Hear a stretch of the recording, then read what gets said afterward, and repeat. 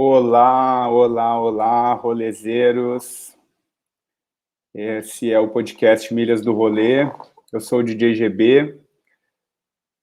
Esse é o último episódio da primeira temporada do podcast. Esse podcast ele foi desenvolvido durante esse período de isolamento social que nós estamos vivendo.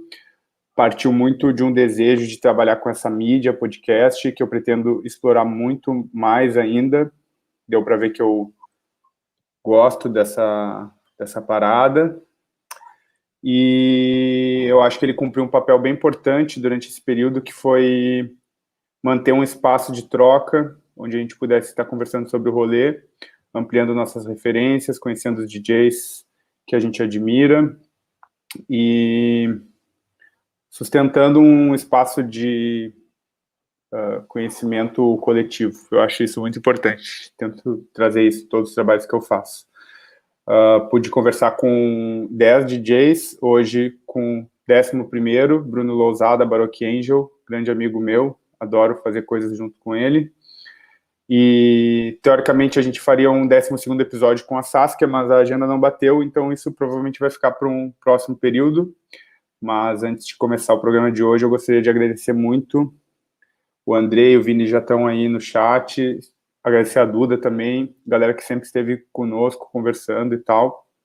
A Duda me dando bastante apoio na parte técnica. E foi um prazer fazer esse programa. Eu espero que possa ter ajudado outros DJs e apaixonados pela cena.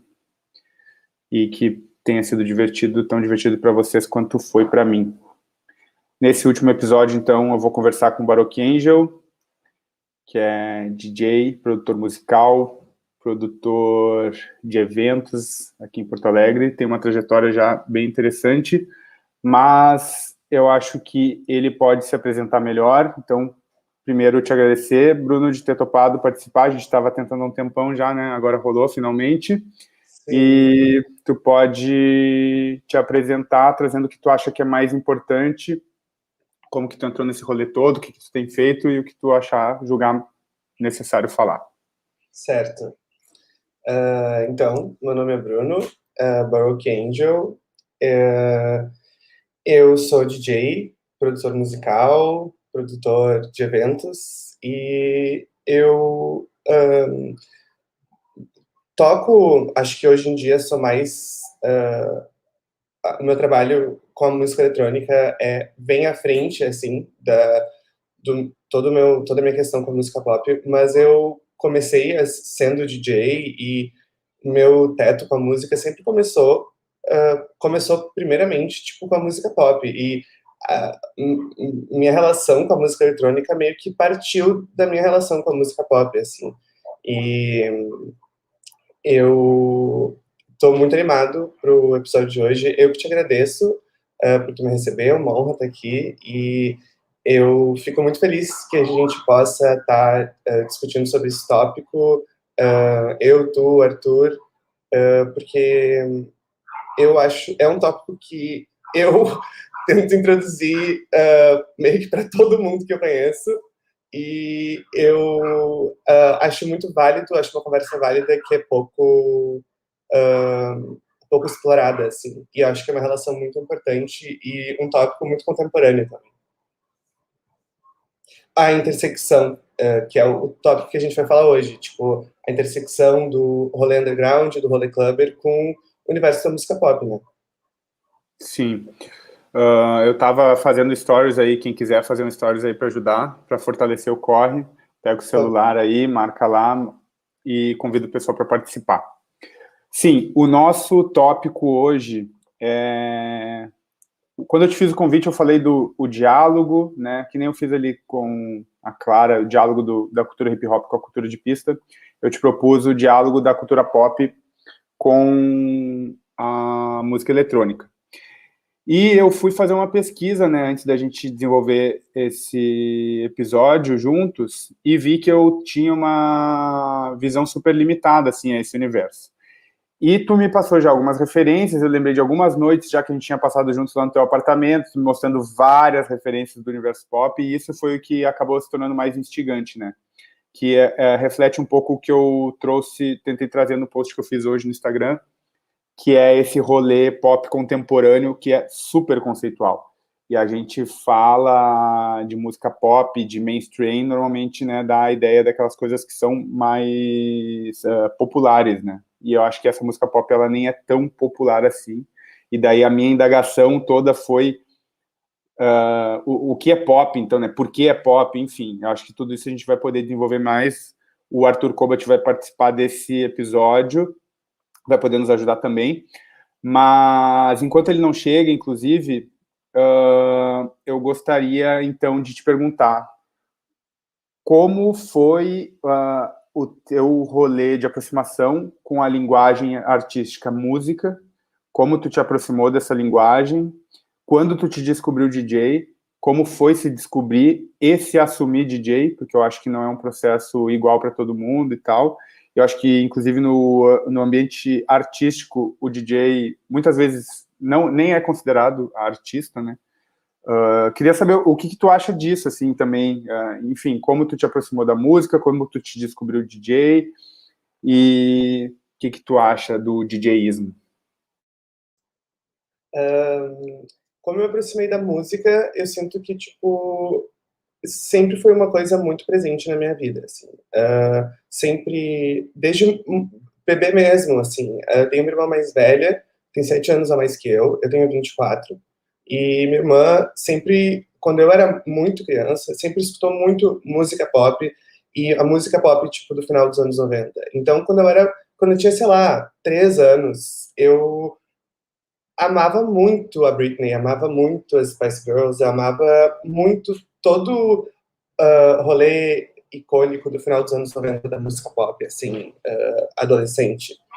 E, enfim, foi uma coisa que eu cresci junto, sempre amei muito música, sempre, tipo, acompanhei muito o mundo da música pop. Sempre me interessei por outros gêneros musicais também, mas música pop sempre foi muito próximo, assim, de mim. Mas, tipo, conforme eu fui ficando mais velho, quando eu tinha uns 15 anos, eu comecei a sair na noite, assim, uns 15, 16 anos. E ia em festa pop, e tava, tipo, enfim, na minha adolescência, super aprendendo a entender, tipo, o papel do DJ numa festa, entender, tipo, o que que era o DJismo, assim, tipo, entender o valor que isso tinha numa festa, aprender, tipo, a ter uma relação de interação com o DJ, assim, mesmo que fosse de uma maneira dentro de mim mesmo, assim, tipo, comigo mesmo, entender, tipo, o trabalho daquela pessoa.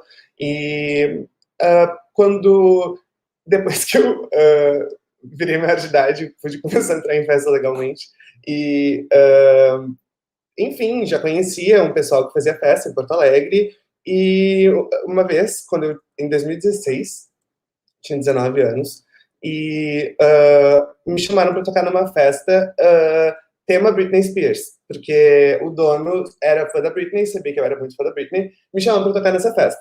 E foi, tipo, um momento muito catártico para mim, foi uma coisa que eu levei muito a sério, e queria fazer muito bem e que desse muito certo. Então fui, tipo, no primeiro set, tipo, botei os meus maiores hits, pensando no som, tipo assim, acho que a cultura de pista de festa de música pop é uma coisa limitada até certo ponto, porque é uma coisa que abrange muito o que acontece no momento ou o que foi muito, muito famoso, tipo, que é um throwback que todo mundo vai conhecer. É difícil tu subverter esse sistema e manter as pessoas botando fé naquilo. Então, enfim, quando comecei a tocar em festas de música pop, foi muito legal tentar trazer um pouco dessa vontade que eu tinha de subverter isso e poder tocar música pop B-side, que é o que eu escuto todos os dias e é o que eu, enfim, nasci literalmente escutando. E depois, alguns anos depois, um ano e pouco depois, daí comecei a me entender posteriormente como DJ de música eletrônica. Porque quando eu comecei a tocar em festas de música pop, por exemplo, nessa primeira festa de música pop que eu toquei, eu já frequentava o rolê de música eletrônica, já fazia parte da minha vida até certo ponto. Mas eu não sentia que eu tinha conhecimento, ou nem imaginava que eu iria passar de uma coisa para outra. Foi uma coisa meio que foi acontecendo para mim.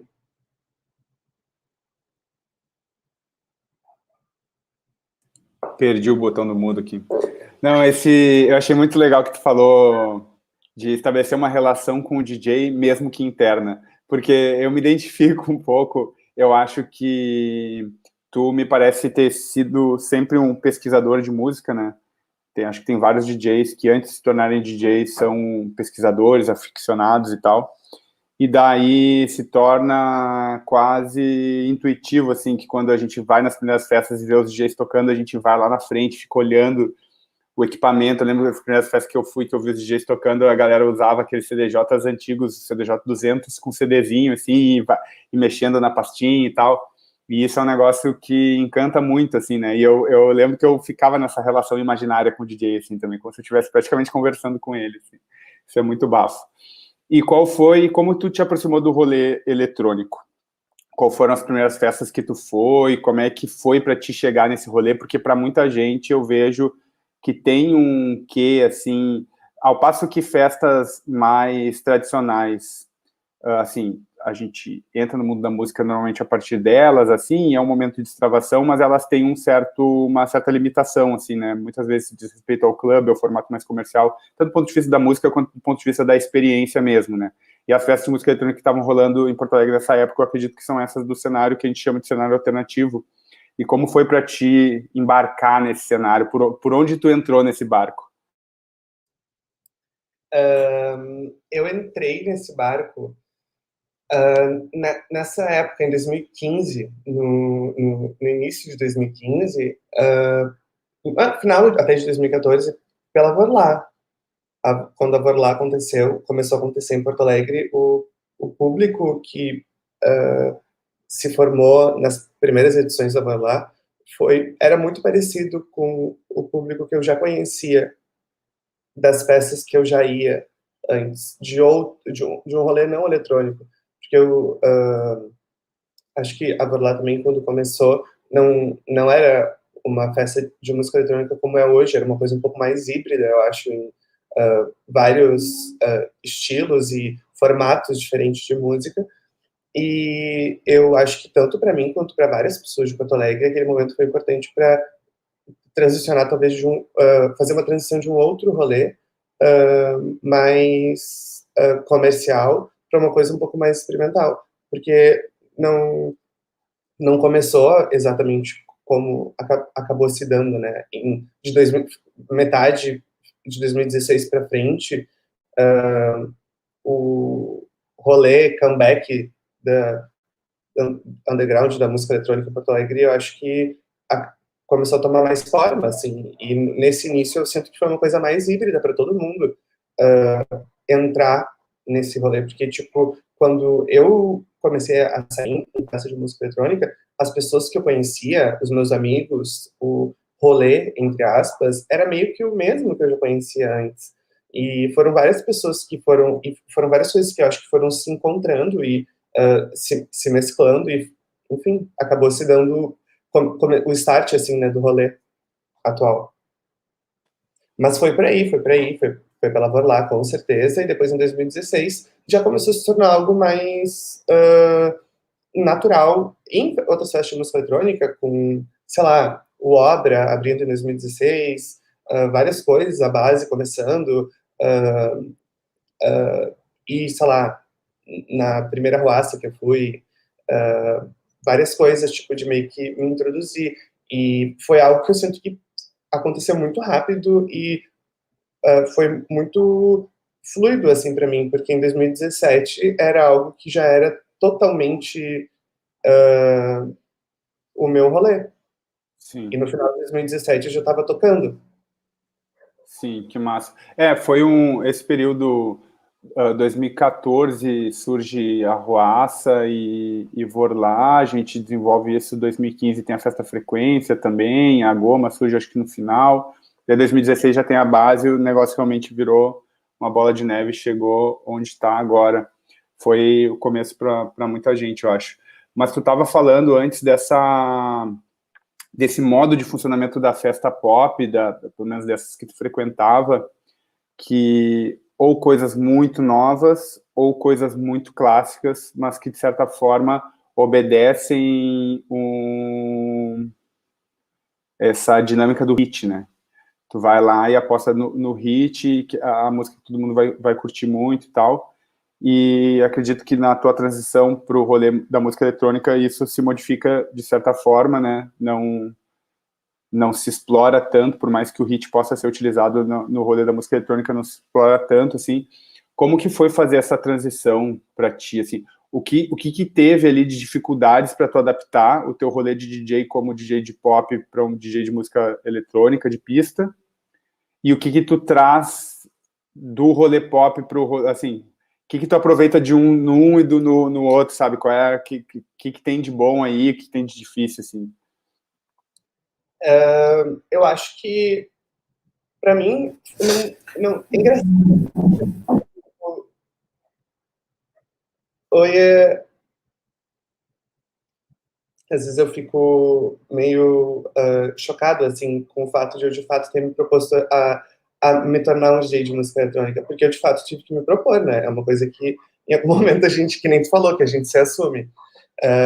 E eu, quando eu entre aspas, me propus, quis me tornar um DJ de música eletrônica,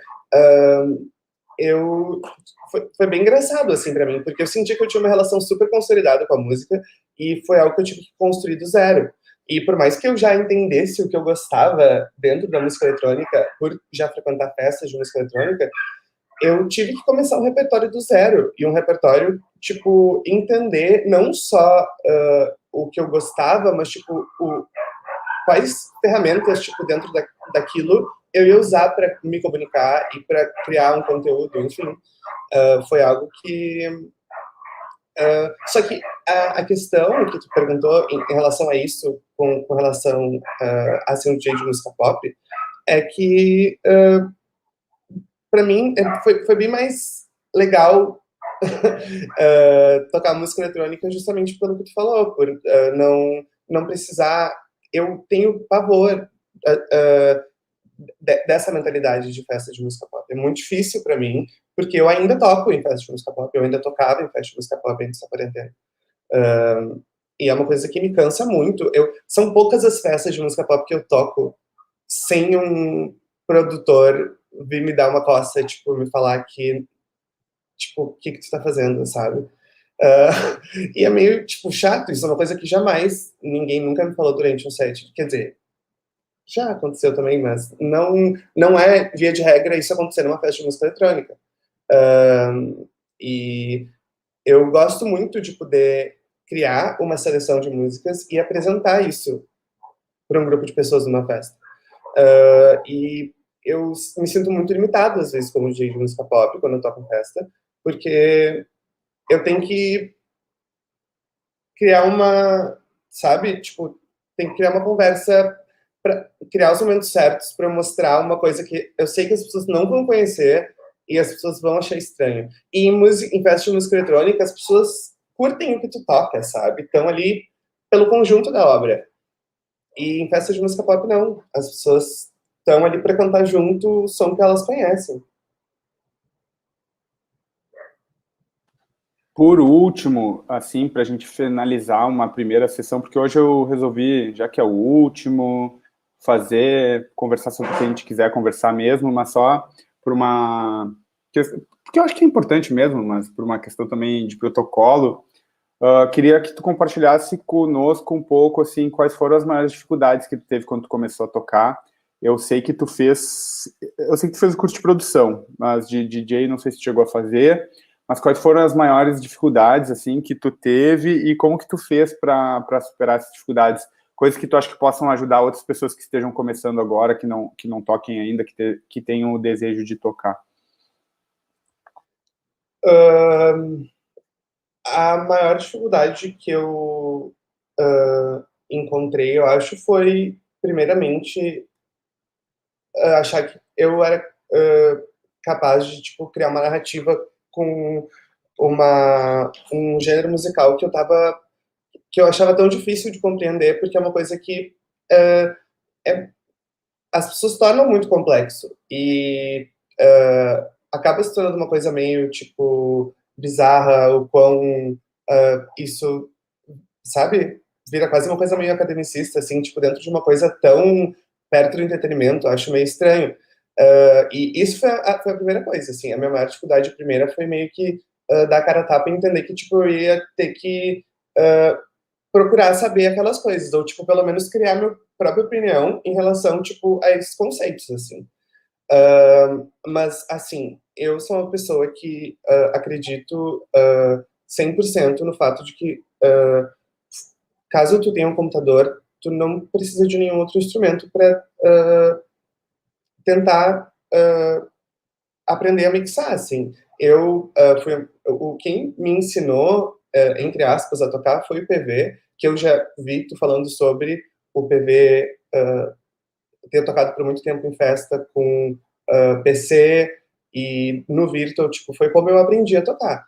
E eu, foi muito para mim de me dispor a tentar fazer isso no computador e depois que eu tentei me propor a tocar de fato em festas, tipo, não saber o que eu estava fazendo, mas, tipo, tentar virar de fato um DJ,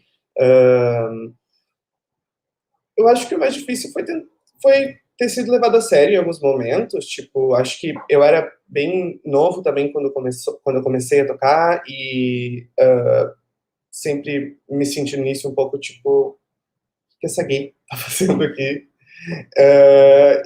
Mas, sei lá, eu acho que é muito de dar cara a tapa full e se tu pilha, se é uma coisa que tu acha que tu tem algo legal a dizer com, tipo, esse formato de narrativa, eu acho sempre massa. E agora só me lembrei que eu acho que é importante falar também, tu produz a Festa T, que eu acho que é um projeto bem interessante de tu comentar aqui um pouco sobre. E outra coisa, eu me lembro que quando tu começou a tocar, tu fazia uma série, acho que tu ainda faz algumas, mas tu fazia uma série de mixtapes que eram super marcantes, porque tinha uma identidade visual super interessante, com temáticas e tal. Como que foi a tua ideia de fazer isso, assim, como foi conseguir executar e que efeitos isso teve para ti? Te ajudou de alguma forma? Primeiramente, a T é uma festa, um coletivo de música eletrônica aqui de Porto Alegre, que eu faço parte. Eu, o PV, o Una e a Isabela. E é um coletivo LGBT que a gente procura bastante explorar a pauta de que eu acho que quando a gente quis criar esse coletivo, a gente sentia que a pauta LGBT, pelo incrível que pareça, estava sendo muito pouco trabalhada dentro dos lineups, dentro da cena no geral, e isso era sempre algo que, tipo, achava parcialmente chocante, mas no início é uma coisa que também tu demora para te sentir confortável a questionar e também entender que tu pode, tipo, tentar intervir de alguma maneira. Mas foi muito de eu e PV no início. Tentaram fazer uma festa LGBT com line-up todo LGBT, com performance LGBT, e que procurasse fomentar isso na cena. Mas, enfim, agora a gente vai lançar agora a TE vai lançar um VA no final desse mês, uma coletânea com 20 artistas LGBTs de várias partes do Brasil. Enfim, estou bem animado com esses projetos. Acho que é bem sobre isso e tentar fomentar esse movimento. As mixtapes. Isso. As mixtapes, é legal tu falar isso porque foi para isso que eu fiz elas, assim. Eu comecei a fazer aquelas mixtapes quando eu decidi que eu queria virar DJ de música eletrônica e eu já conhecia de nome e, enfim, pelas redes sociais, os produtores de festas de música eletrônica, tu incluso, né, de Porto Alegre, e precisava chamar a atenção das pessoas de um jeito para ser bucada. E foi isso, tipo, foi por isso. Foi 100% por isso. Porque eu tava fazendo uma pesquisa musical grande, porque eu queria me tornar DJ, e eu tava criando sets porque eu sentia que era uma maneira pela qual eu gostava de construir essa narrativa. E então eu pensei que eu podia, tipo, unir minha vontade de aparecer bonita em foto com criar um set massa, ter uma ideia sobre uma identidade visual, porque são todas coisas que, tipo, eu gosto de fazer. São coisas que eu piro muito, tanto, tipo, ter uma ideia idiota para criar uma narrativa visual, quanto fazer um set por fazer um set, assim. E foi isso, tipo, juntei as duas coisas e criei conteúdo para ser bucada. Deu certo. Deu certo, foi bucada. Inclusive, rapidamente conseguiu estar no lugar onde muitas pessoas desejam estar, que é no line-up do Deck Mantle. Foi um momento icônico aqui da cena de Porto Alegre. Aproveitando que tu falou de pesquisa, que estava fazendo uma pesquisa musical ampla e tal, vou fazer a pergunta do Andrei e já puxar o papo de volta para o pop, que ele perguntou assim, a velocidade com que a música pop se atualiza é maior? Como no mainstream, os hits podem se desatualizar em questão de alguns meses. Isso faz que a pesquisa do pop seja muito mais árdua e constante para se manter atualizado? Não. Tipo, na minha opinião, não. Eu acho que existe uma relação diferente de validade,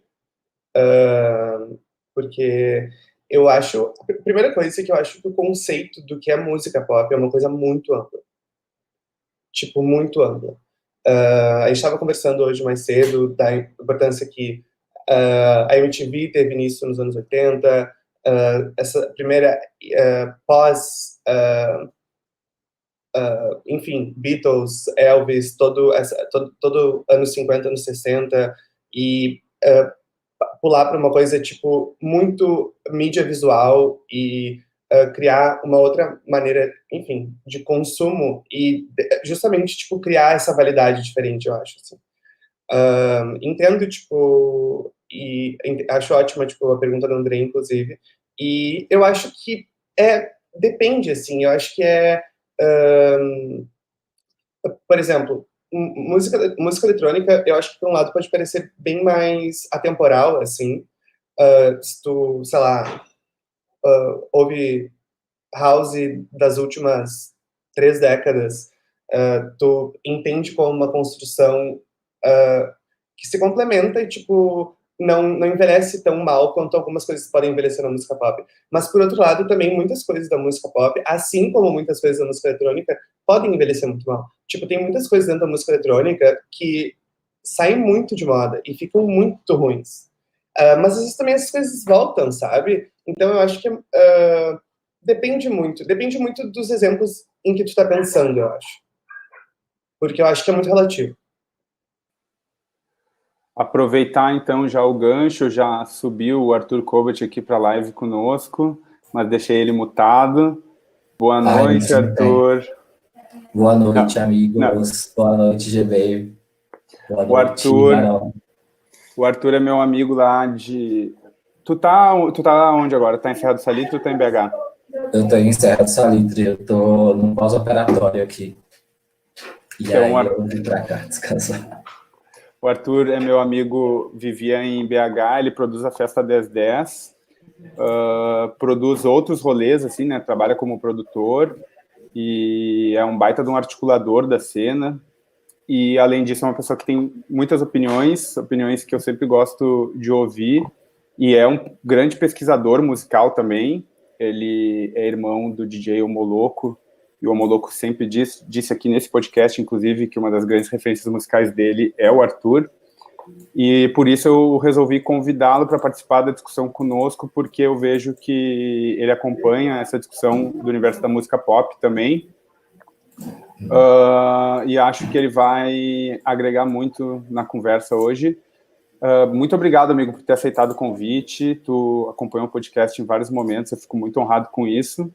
E eu te apresentei brevemente, mas se tu quiser te apresentar aí por conta própria e falar mais alguma coisa que tu acha que seja interessante, fica à vontade. Eu acho que eu estou bem contemplado com essa apresentação. Mas é isso, eu sou o Arthur, eu sou produtor da Festa 1010 Curral e faço umas produções independentes também.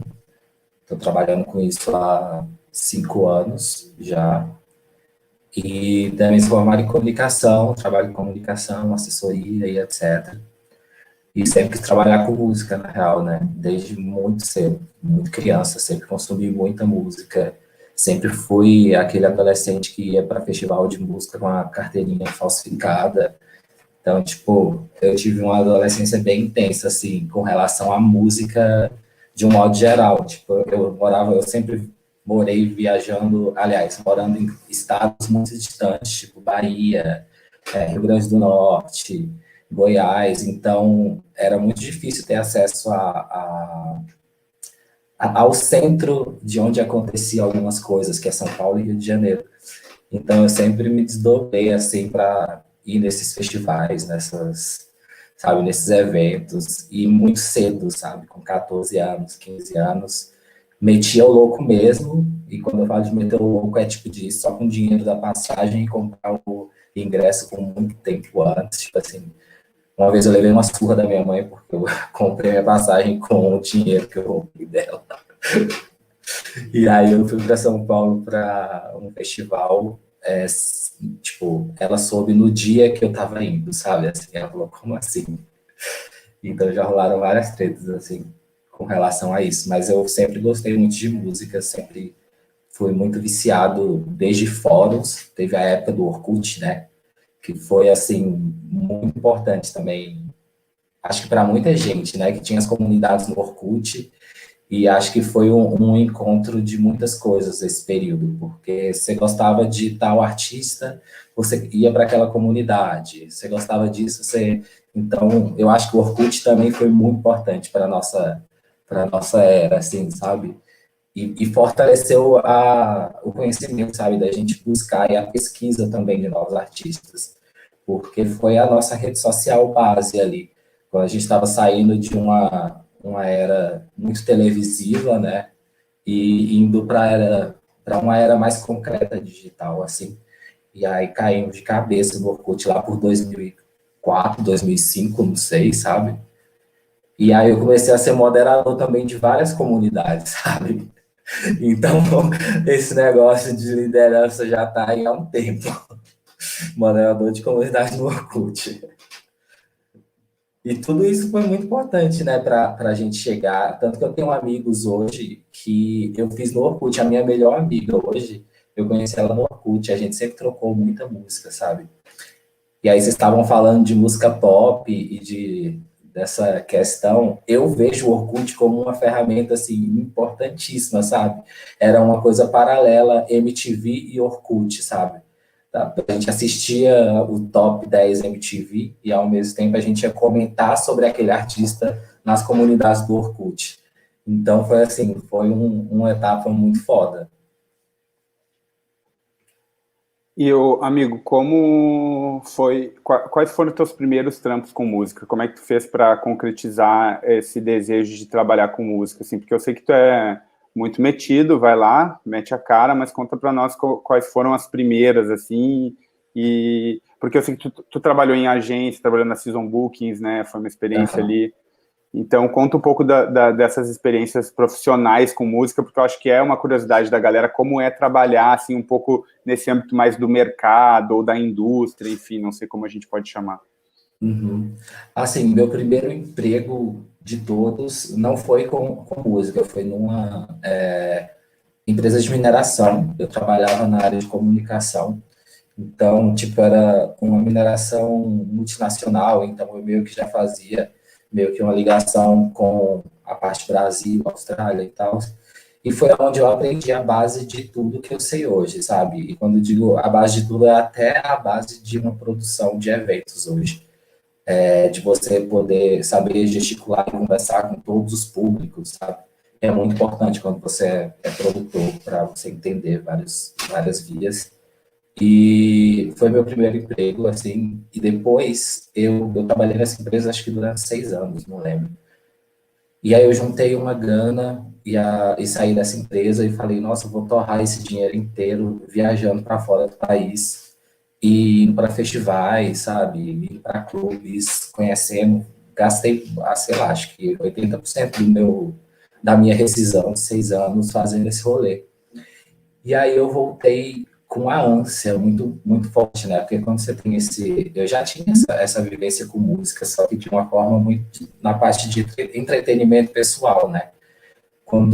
E eu voltei, tipo, desempregado para o IH e falei, nossa, eu quero trabalhar com isso, sabe? Porque eu acho que isso aí já está há muito tempo aqui. E aí o meu primeiro IBH foi na Season Bookings, que era uma agência uma agência de DJs, de música prog, trance, mais voltado para essa parte. E aí eu já colhi outra formação, né? Porque eu fui booker lá. Então, e eu nunca tinha tido experiência nenhuma como booker de nada, não fazia a menor ideia. Foi um processo seletivo muito longo, acho que foi o mais longo assim da minha vida até hoje. E eu fui escolhido por conhecimento de música, musical mesmo, sabe? Porque eles não estavam querendo ninguém para trabalhar que tivesse experiência como booker, eles estavam querendo formar alguém mesmo. E aí, tipo, foi meu primeiro emprego. Tipo, viajei com alguns artistas e era bem cansativo, muito cansativo. Tipo assim, de você ficar 2 dias sem dormir, sabe? Acompanhando DJs e festivais e tudo mais. E aí foi uma etapa muito importante, crucial para o que eu venho fazendo hoje, porque eu tive contato nessa parte mais, esse lado B, sabe, do artista, do festival, da música, da produção musical. E daí eu saí de lá, porque não foi um período legal financeiramente também. E eu ouvi também do meu chefe, do meu ex-chefe, que talvez essa não seria a minha área. Tipo, isso aí, tipo, me marcou pra caralho, assim. Eu falei, nossa, eu sei que é minha área, sabe? Você só tá sendo cuzão. Eu nunca deixei. E paralelo a isso, tipo, o meu irmão já tava com a 1010, né? E eu acompanhei, tipo, junto com ele, só que sem me envolver por, sei lá, acho que 1 ano e meio desde que eu cheguei em BH, porque eu estava trabalhando na Season. E aí eu comecei a fazer a área de comunicação, sabe, na 1010. Divulgar os eventos, escrever os textos, escolher a foto, mudar a foto do perfil, que era, sei lá, um dementador horroroso, criar uma logo, sabe? Então isso aí foi meio que pegar a base que eu aprendi lá na área de comunicação na mineração, e transformar como eu posso falar, visual e identitária da 1010, sabe? Então, fiquei lá, até então eu não trabalhava com curadoria, não me envolvia com as outras coisas da festa, com produção em si. Isso aí era com a Bárbara, com a Isa, com o Moloco e com o Matu, que eu só ficava com comunicação, só que aos poucos eu fui percebendo umas coisas também e quis contribuir junto com eles, e meio que somou essa minha experiência na Season Bookings, e a gente casou tudo que a gente tinha e tá aí até hoje. Tipo, tive outros empregos paralelos também na área de marketing de 2 empresas, enquanto eu trabalhava como 1010 com música, só que eu nunca quis. Era um emprego meio assim que você vai empurrando com a barriga, sabe? Tipo assim, eu preciso desse dinheiro para poder um dia chegar a isso.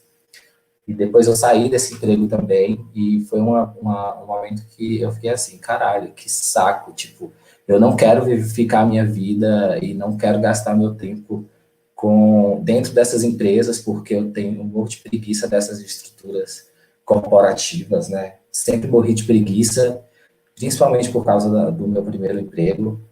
E aí, porque eu sempre senti que eu não me encaixava direito naquilo, sabe? De você ser muito comportadinho e tal. E a música sempre me despertou, sabe? Essa loucura de piração, de você se divertir enquanto você trabalha. Não você tá seguindo um monte de regras, sabe? E quando você produz festas, você se diverte de alguma forma. Você tá fazendo sobre alguma coisa que tá na sua essência, sabe? E aí eu nunca mais entrei em empresa nenhuma, tipo assim, dispensei alguns trabalhos, só que foi bem complicado, na real, porque eu passei uns perrengues de grana, tipo, eu e o meu ex, e foi aí que me deu um impulso para falar, não, tipo, a gente está perdendo muita grana aqui com a 1010, sabe? O público estava crescendo de um jeito absurdo, e a gente estava só sendo, até então, fazendo umas festas não tão estruturadas, sabe? Tanto em questão do bar, questão financeira, tipo, ter um caixa, não gastar tudo. Então, eu meio que peguei esse papel de ser o chato, de calma, gente, nem tudo é ser DJ, piração e, tipo, gastar o dinheiro da festa inteiro e não ter um caixa, você só cresce se você guardar um caixa, porque é aquele jogo do milho, tipo assim, são várias galinhas que tem que comer. Então, tipo assim, come aqui, deixa um pouquinho para essa, porque aí você vai ter um monte de ovo. Você não vai deixar uma galinha morrendo de fome lá. E é basicamente isso, tipo. E aí, eu nunca tive vontade de ser artista, de fato, sabe? Apesar de gostar muito de música, mas eu nunca gostei, eu sempre fui mais interessado pelo que estava por trás, sabe? Eu ia para os festivais quando eu era menor e eu ficava assim, nossa, olha essa luz, sabe? Olha a estrutura, como é que faz para fazer isso? Eu lembro que um show que me impactou muito foi o show na real foi um atrás do outro, foi o show do Radiohead com o Kraftwerk. Sei lá em que ano foi isso. E aí eu fiquei fascinado, porque era tipo uma estrutura de luz e de som que casava, sabe? E isso me influenciou pro resto da vida também. Outro show também que me influenciou foi o da Bjork. Então, tipo, na turnê do Volta, que era uma turnê, tipo, que era muito bem, tinha roupas muito interessantes, sabe? Performance. E era uma grande festa, sabe? E isso aí sempre ficou muito na minha cabeça. E eu sempre quis enfiar isso em alguma coisa que eu fosse fazer na minha vida depois. E aí, tipo, na 1010 a gente conseguiu isso. Eu também já tinha uma experiência com essa parte financeira também, porque chegou um momento, quando eu trabalhava na mineração, que eu era meio que supervisor da área e eu não tinha um superior, sabe? Então, eu que organizava meu budget anual, que já era com números gigantescos, tipo 2 milhões, 3 milhões. E aí eu já meio que consegui organizar melhor essa parte financeira. E foi importante, porque os meninos e as meninas da época da 1010 eram muito artistas, sabe? Na real, são muito artistas. O Moloco é muito artista. A Isabela também é muito artista de alguma forma, sabe? A Bárbara também é uma pessoa que tem uma alma artística, só que tipo, desenvolveu também a produção. Porque a gente, no final das contas, a gente aprendeu tudo junto, de alguma forma. Eu aprendi apesar de eu ter uma experiência anterior, quando você aplica para o mundo da música, é completamente diferente, sabe? Eu estava lidando com um público diferente, eu estava lidando com várias coisas diferentes. Construir uma identidade é uma identidade underground, uma identidade que você precisa conversar com um público muito específico, em uma cidade muito específica como BH, e você está fazendo música eletrônica, que é mais específica ainda, numa cidade provinciana como BH. Então, é muita coisa que você tem que analisar, que é um impacto de primeira vista, sabe? Independente do que você já teve antes. E é isso. Tipo, na real, hoje eu trabalho como local producer do Boiler Room. Vou fazer alguns eventos para eles esse ano, talvez. Tipo, não sei como é que vai ficar esse negócio de pandemia. Fiz um no final do ano passado, em dezembro. E agora eu e o meu irmão, a gente está focando em transformar a Curral, que era a nossa festa, em uma gravadora. E aí a gente vai lançar a primeira coletânea agora. A intenção é a gente ter a festa, mas usar a Curral como uma label de lançamentos e tentar meio que fazer registros de artistas e dessa identidade musical que está se formando agora na nossa cena, que eu vejo como uma identidade muito única. Acho que já aconteceu muita coisa eletrônica no Brasil, mas o que vem acontecendo hoje nessas linhas undergrounds tem uma representatividade muito maior, a galera tem uma cabeça com outros pensamentos, de fato a gente está vivendo uma nova época, então o que aconteceu lá atrás são coisas, é o mesmo esquema do que aconteceu quando eu trabalhei na época da mineração, sabe? O que está sendo aplicado aqui agora como 1010, tipo, são coisas que se casam, mas são coisas que precisam ser analisadas direito e que têm uma importância. E é isso, a gente deve lançar essa coletânea ainda nesse primeiro semestre, vai sair em vinil, e a gente quer fazer uma captação de grana para poder ter um caixa e lançar mais artistas, que não necessariamente são DJs, sabe? Tem muito artista que vai sair nessa coletânea que é só produtor. E é isso. Que bafo. Não, tem uma coisa que eu acho que é evidente assim, um desenvolvimento da 1010 em vários âmbitos, né? Além do fato da festa ter crescido muito e ter feito, inclusive, edição com o Boiler Room, foi criando essa identidade, que é uma identidade que é visual, é conceitual, mas tem algo que me chama muito a atenção na 1010, e eu quero saber se tem a ver com a tua época de moderador do Orkut, e que eu acho que dialoga um pouco também com o universo assim, da música pop, que é a forma como a 1010 se comunica com o seu público. Assim. A 1010 tem um engajamento gigantesco de público, assim, a galera vai lá, foi lá, inclusive, e pediu para o Boiler Room colocar o Boiler Room da 1010, mobilizou a sua comunidade. Isso é algo que acontece, inclusive, no universo pop, né? Tipo quando as bichas ficam com raiva e vão xingar a outra a artista, sabe, a Ludmilla nos comentários, ou a Britney Spears, ou sei lá, Lady Gaga. Foi isso que aconteceu. Ou aquele episódio lá dos K-Poppers que floparam o evento do Trump. Né? Tipo isso. Como é que é esse rolê da comunicação da 1010? Foi dessa época de moderador do Orkut que tu trouxe essa veia de engajamento? Cara, você tá falando isso aí e na real veio uma coisa na minha cabeça que eu nunca tinha parado para pensar. Só que na época do Orkut, o Bala que Índia com certeza vai saber, as gays usavam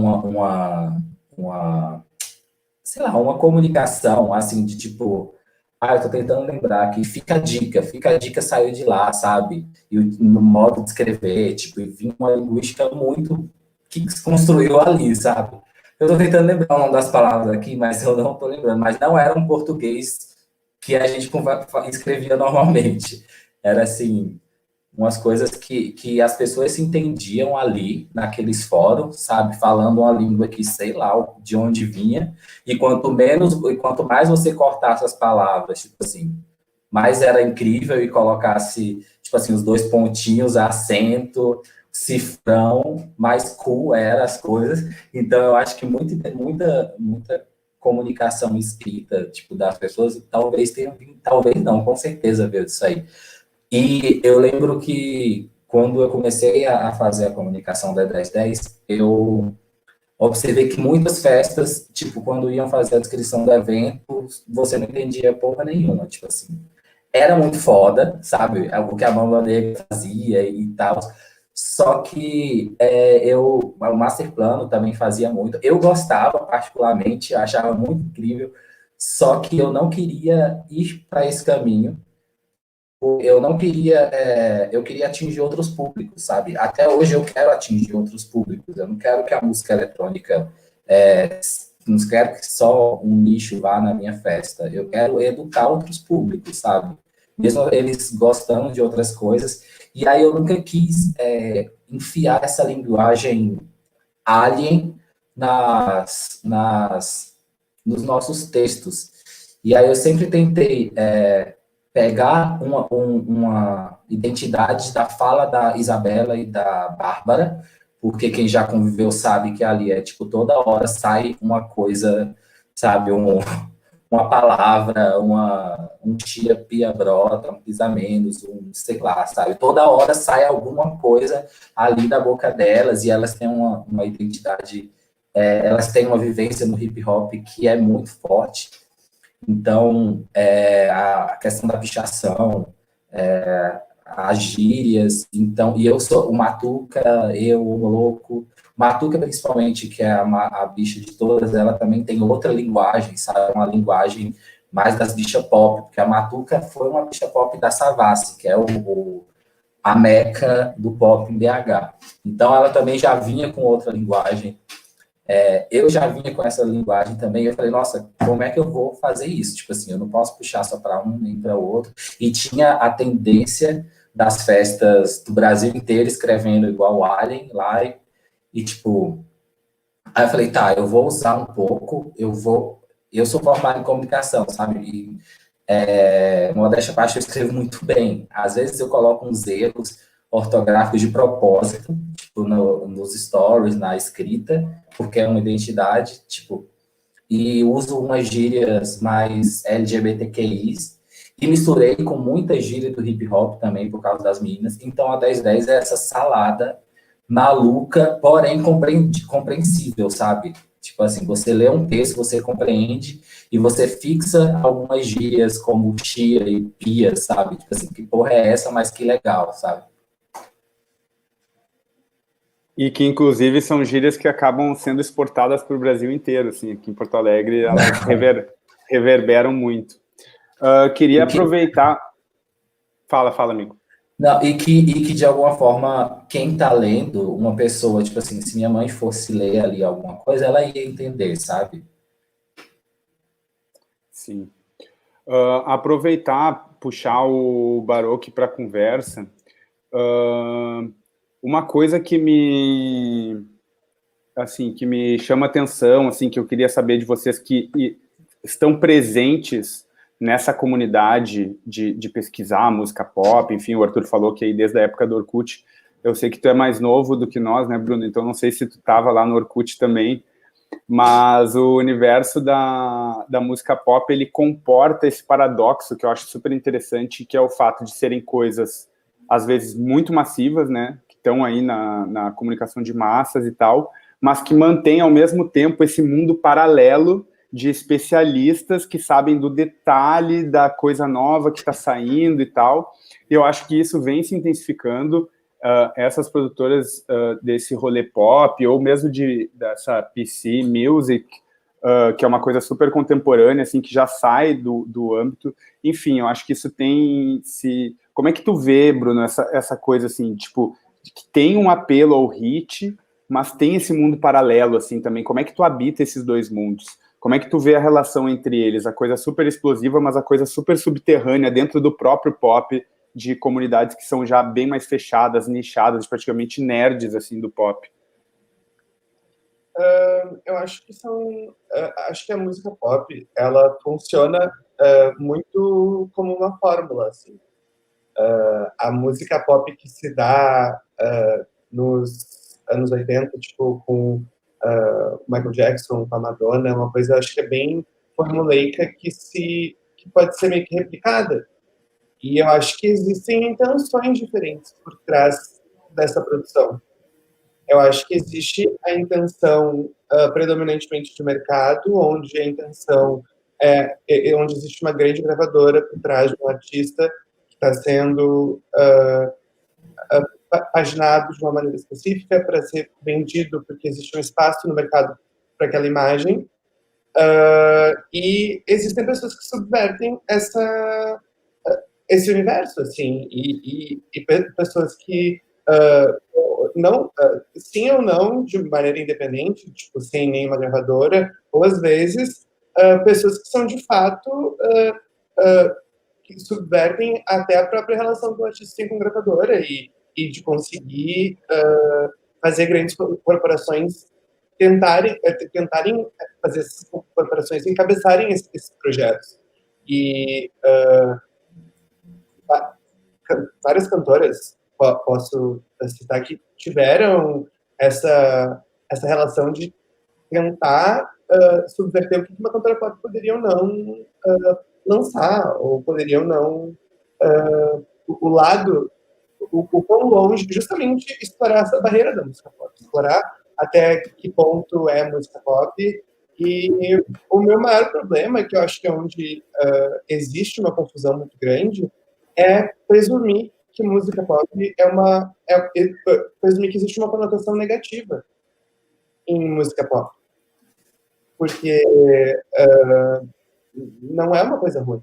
Uma música pop pode ser genérica e feita para ser vendida, assim como outros gêneros musicais. Amiga, e esse preconceito vem lá da década de 50, sabe? Se você pegar, porque a música pop, ela surge ali meio como uma rivalidade entre o rock, que estava muito em ascensão, e era o pop, o popular, mas a música pop surgiu como uma forma pejorativa, assim, porque os rocks sempre foram esses chatos que falaram, ai, e de fato o rock era uma coisa mais underground, sabe? Então, para fazer essa delimitação, tipo, isso é pop, isso é rock, sabe? Tinha essa delimitação muito, muito certa. E os Beatles foram um dos primeiros taxados nisso, né? Beatles, Rolling Stones. Os Beatles, tipo, são uma vanguarda de muitas coisas que a gente tem hoje no pop, como figurino, turnê, pensar na estética de um álbum, sabe? Um álbum com um conceito, isso tudo vem dos Beatles, né? De alguma forma, no âmbito pop, né? Porque já é popular. Então, videoclipe veio de lá. Então, tipo assim, esse preconceito aí teve, apesar do Beatles ser os Beatles, né? Tipo, gigantescos, quem fazia rock criticava os Beatles por eles estarem ganhando uma massa e uma popularidade muito forte. Então, sempre teve isso. E os Beatles têm músicas incríveis, tipo, nada diminui a qualidade da musical deles, sabe? Claro, com certeza. Eu concordo totalmente. Acho que sim, acho que a cultura dos Beatles foi muito importante para criar essa ideia de ícone pop no século XX, assim, tipo, na segunda metade do século XX, acho que foi muito importante. Acho que, principalmente com a popularização da televisão, né, tipo, a ideia de a mídia imagética estar mais integrada, assim, eu acho que cria essa... E sim, tipo, entendo totalmente essa conotação pejorativa que existe dentro do quão massivos, tipo, os Beatles foram, por exemplo, comercialmente, assim. E tentar usar isso de uma maneira desvalidadora, assim.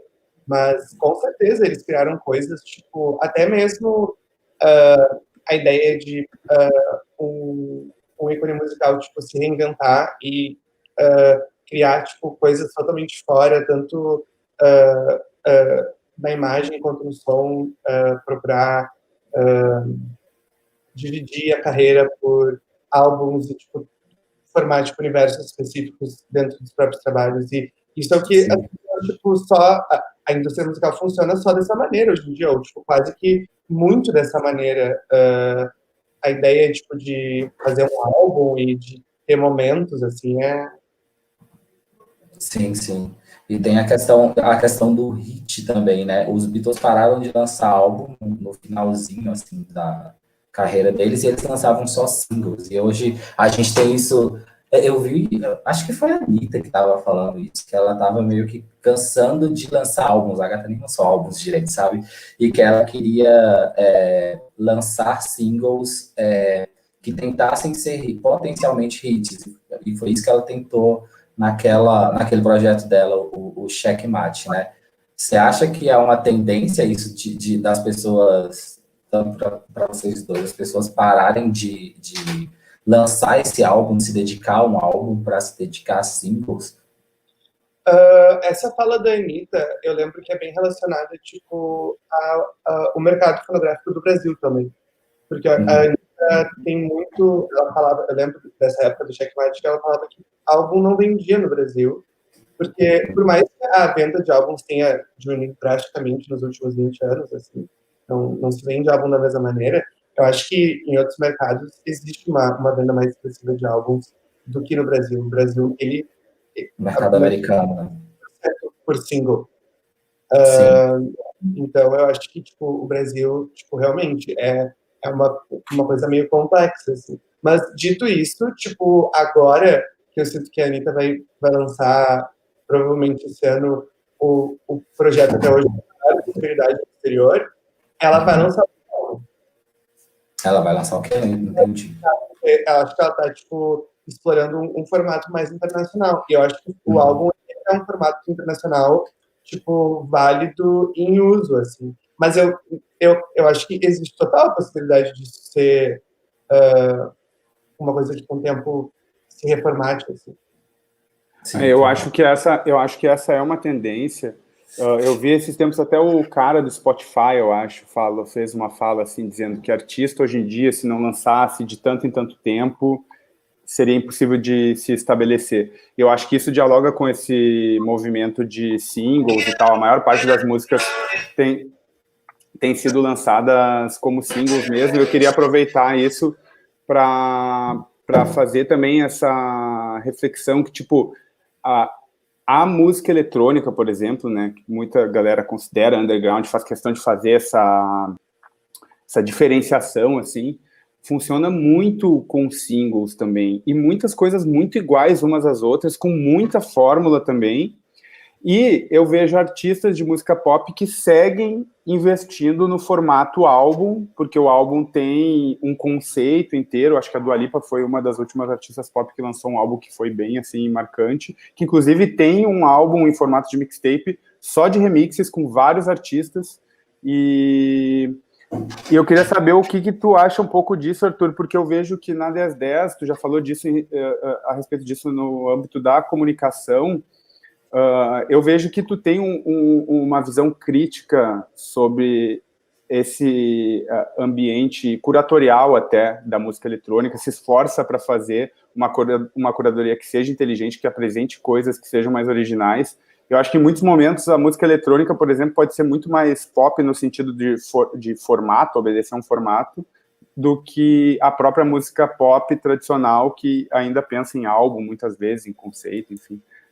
Sim, BH é uma cidade que tem uma cena pop bem forte, sabe? Uma cena pop e uma cena drag que meio que se casam.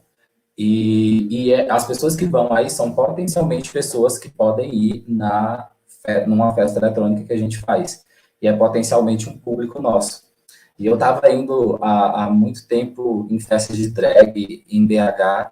Eu falei, gente, claro que essa galera pode se encaixar muito na nossa festa, sabe?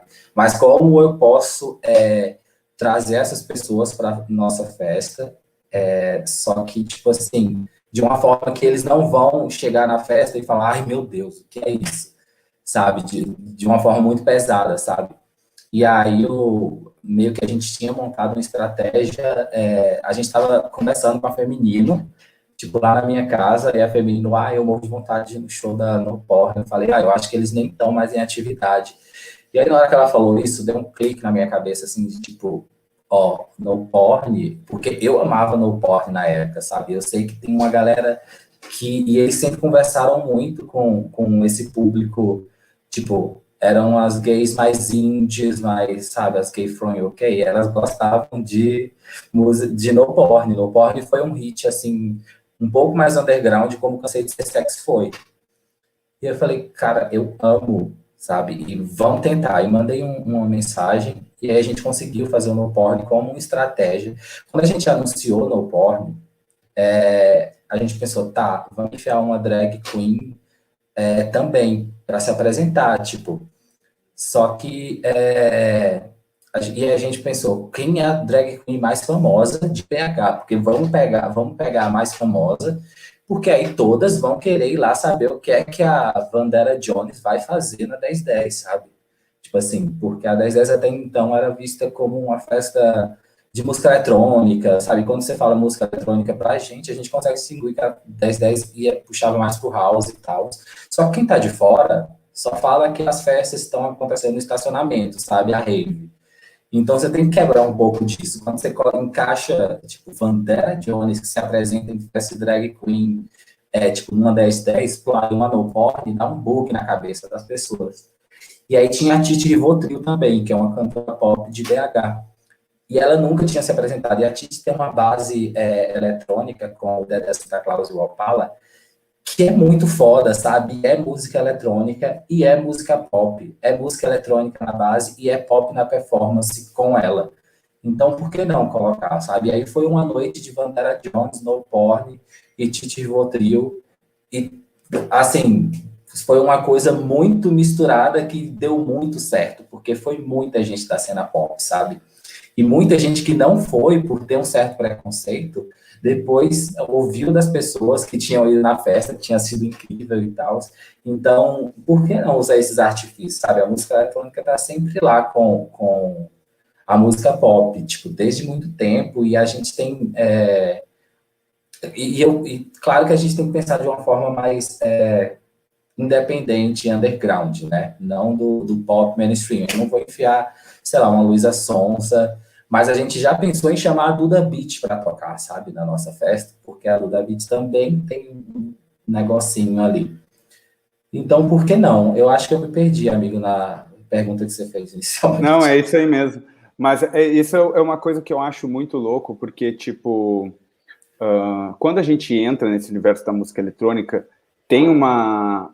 Nem todo mundo, né? Eu falo de uma experiência pessoal, mas que talvez algumas pessoas possam compartilhar. Mas tem um certo desejo de ser diferentão, de estar se afirmando através de uma cultura que é underground, daí acaba, né, se agarrando nesse conceito e tal, e isso se torna muito mais um fator de exclusão de determinadas pessoas, para que elas não possam participar.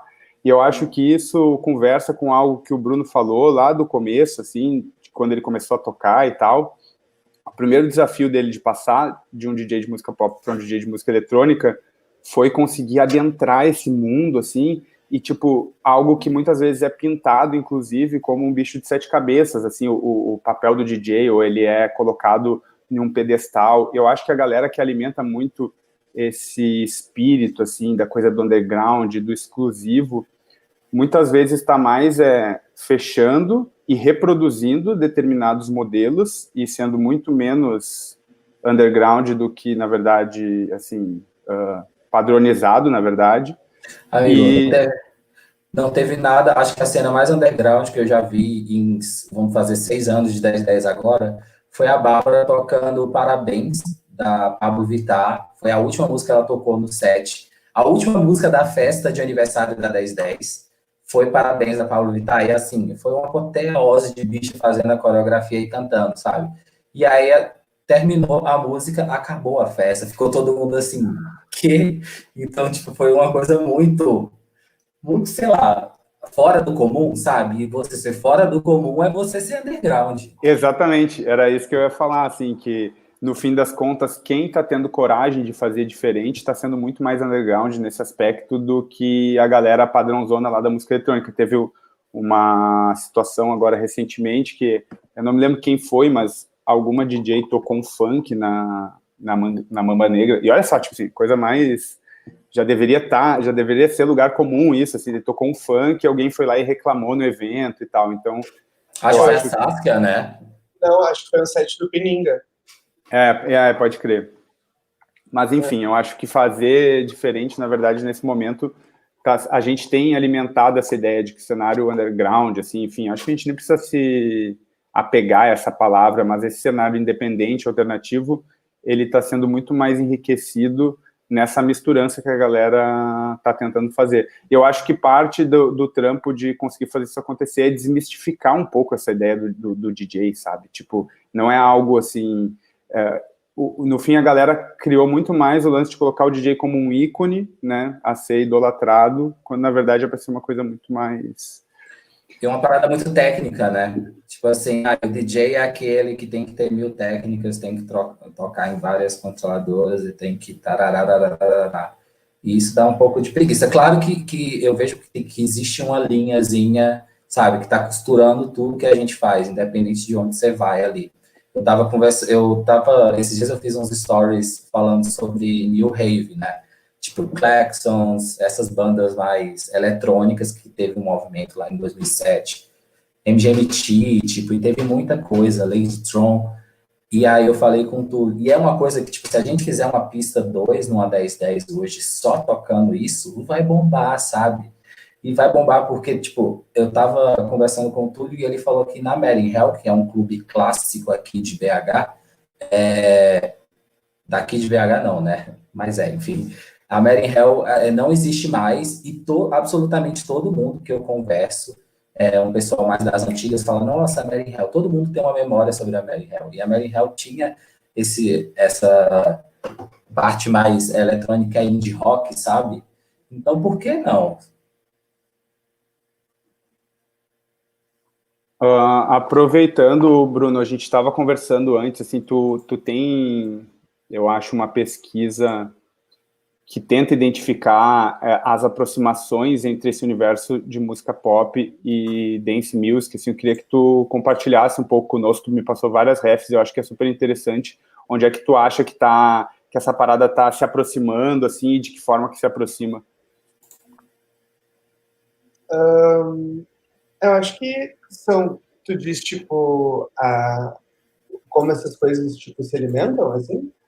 Porque eu acho que, assim, teve um momento dessa música pop, assim, eu acho que a música pop faz algo muito interessante, que é ir se apropriando de determinados suportes tecnológicos que estão disponíveis ali e de ritmos que podem ser incorporados e que estão em alta, assim, fazer isso de uma forma muito inteligente, mas ao mesmo tempo tem um quê de apropriação, assim, às vezes, mas sei lá, digamos, a música pop ali, boy bands, girl bands, daí depois teve várias divas com muita influência do hip hop que estava rolando no início dos anos 2000 nos Estados Unidos, estourado, assim, e eu vejo que tem bastante coisa com batida 4x4 rolando ultimamente, assim.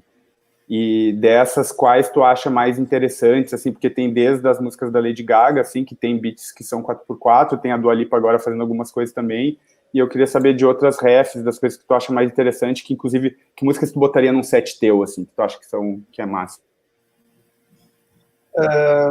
Eu acho que pesquisar remix de música pop a gente conversou sobre isso, né? Sobre os DJs superstars dos anos 2000 e como alguns DJs específicos europeus, tipo, têm remixes de praticamente todos os lançamentos de 2003 a 2008, tipo, mixaram todos os hits para lançamento oficial de single remixado.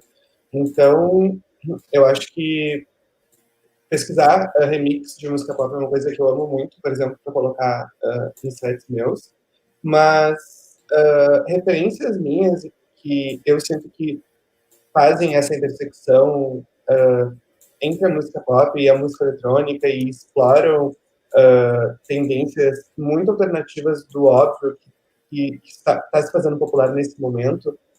Tipo, a Robin é uma referência muito grande para mim, que eu compartilhei um vídeo contigo.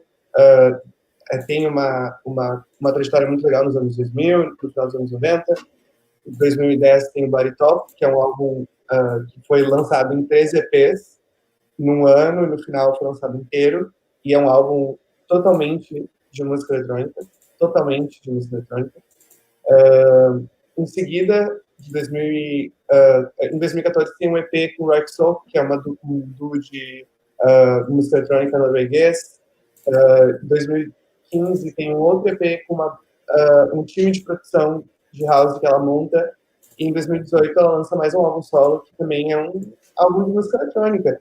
E ela é uma cantora de música pop. Em teoria, assim como a Charli XCX, para mim, mudou totalmente a maneira de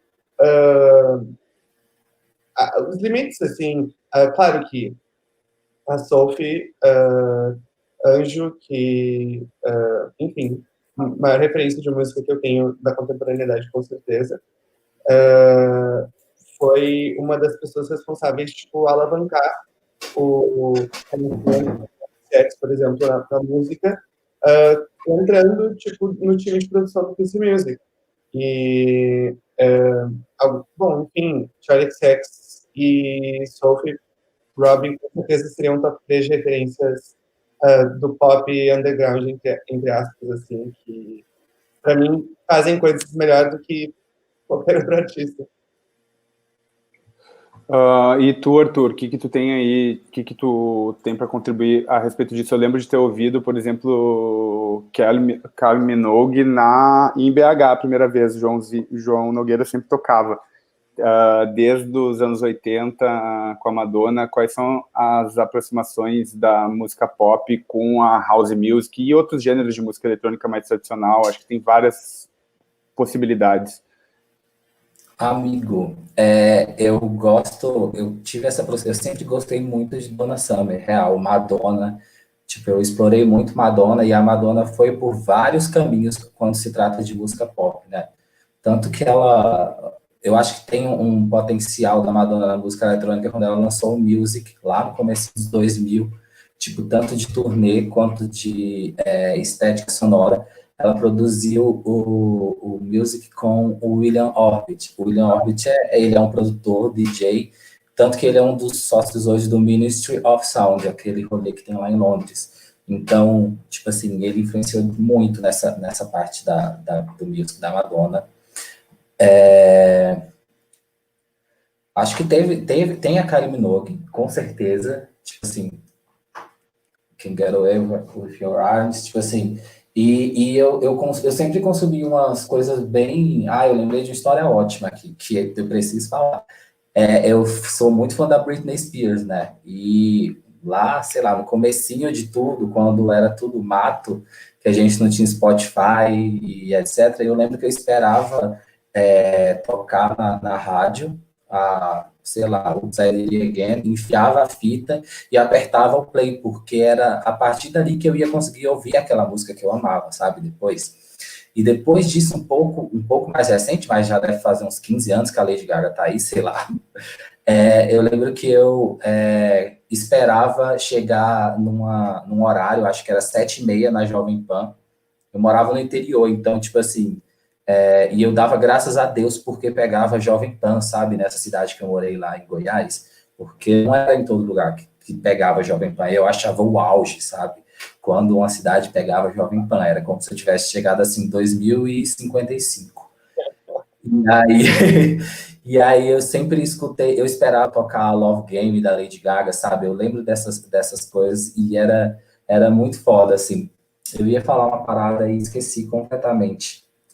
Mas eu tenho essas memórias, assim, eu sempre gostei de vários tipos de música pop, independente de cada época, sabe? A Sophie também foi uma coisa que eu fiz, assim, blow mind pra mim, sabe? Quando eu ouvi, assisti os clipes, mas também tem outra, eu sempre gostei de uma galera mais britânica, sabe? Tipo La Rue, Marina and the Diamonds, Little Boots, que tem um pop que é um pouco diferente do pop americano, né? Elas são mais contidas, mas elas são muito mais eletrônicas. Tipo, La Rue e Little Boots, para mim, foi quando eu comecei a ouvir mais synth pop. Então, tipo, foi a partir das músicas delas duas. Eu lembrei do que eu ia falar. Eu estava fazendo esse gancho sobre a Jovem Pan e a Lady Gaga, porque a gente, o modelo de rádio, o modelo de programa de rádio que tocava a Lady Gaga é justamente o que a Blessed Madonna quis fazer com esse álbum da Dua Lipa, que é pegar as músicas pop do álbum Future Nostalgia e transformar como se fosse nessas estações de rádio que a gente ouvia lá em 2006, sabe? Então, se você parar para ouvir o álbum remixado, sem ouvir músicas separadas, porque a primeira vez que eu ouvi esse álbum dela de remix do ano passado, da Dua Lipa, eu fui muito, a Jayda G remixou essa música, e a remixou essa música, e aí eu fui ouvir músicas separadas, sabe? E aí ficou uma coisa meio tipo, que remix bosta tal. E aí depois saiu o álbum remixado pela Blessed Madonna, E eu falei, que coisa foda. E, tipo, no meio das tracks tem até o, tipo, Hi, this is Dua Lipa, sabe? Que a gente sempre ouve na Jovem Pan e tal. Então, eu comecei a achar esse trabalho muito incrível, porque remeteu nessa época que eu consumia pop music na rádio, que foi incrível esse trabalho. Tipo, eu tô sempre me atualizando, assim, sobre música pop. Tô ouvindo muito Chloe Haley agora, que é um pop mais R&B, então eu gosto muito, tipo, da SZA, que ainda tem essa vertente, né? Além da eletrônica, tem essa vertente mais R&B. E é isso, vou tentar lembrar outras galeras aqui. Me deu um branco agora. Ó, vamos aproveitar, o Andrei tinha perguntado antes, assim, se vocês acham que o pop, esse pop mais hype, se ele se sustenta sozinho ou se ele depende do que rola no underground. O pop mais o quê? No vídeo. O pop hype, assim, esse pop estouradão, assim, se ele se sustenta sozinho, essa indústria se sustenta sozinha, ou se ela depende do underground, de certa forma, para continuar se reinventando. Eu acho que a gente tem muita referência hoje já, né? Tipo assim, de muita coisa.